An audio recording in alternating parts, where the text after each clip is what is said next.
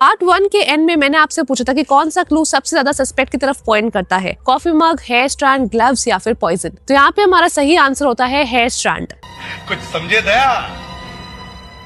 हाँ सर, इसका मतलब है इसका मतलब है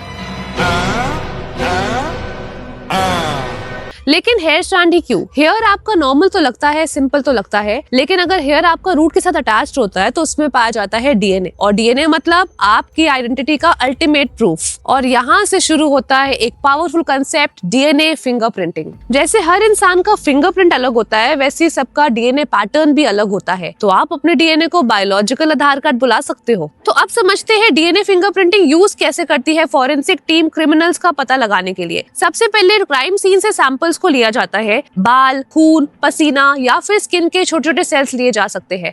इससे आपका फिर डीएनए एक्सट्रैक्ट किया जाता है और फिर डीएनए की खूब सारी कॉपीज बनाई जाती है, जिसको डीएनए का एम्प्लीफिकेशन कहते हैं, जिसमें हम पीसीआर यानी कि पॉलीमरेज चेन रिएक्शन का यूज करते हैं। उसके बाद जो आपका डीएनए निकलता है, बहुत सारी कॉपीज मिलती है, उसका हम लोग एक पैटर्न क्रिएट करते हैं जो जेल इलेक्ट्रोफोरेसिस से क्रिएट किया जाता है। यहाँ पे डीएनए के फ्रैगमेंट्स साइज के बेसिस पे अलग हो जाते हैं और हमें मिलता है एक पैटर्न। ये जो सैंपल का डीएनए पैटर्न होता है, इसको हम सस्पेक्ट के डीएनए के साथ मैच करते हैं और फिर हमें पता चलता है कि एक्चुअल में क्रिमिनल यानी कि मर्डरर कौन था। तो हमारी कहानी में जो हेयर स्ट्रैंड कॉफी मग के पास पाया जाता है वो मिसेस खुराना का था। तो आप समझ ही गए होंगे कि खूनी कौन था। सो फ्रेंड्स, जब सीसीटीवी और फिंगरप्रिंट्स काम ना आए तो आपका डीएनए काम आएगा। सो आप कहानी बदल सकते हो लेकिन डीएनए का पैटर्न नहीं। अब आप मुझे कमेंट्स में बताइए कि डीएनए फिंगरप्रिंटिंग के फादर किनको बोलते हैं।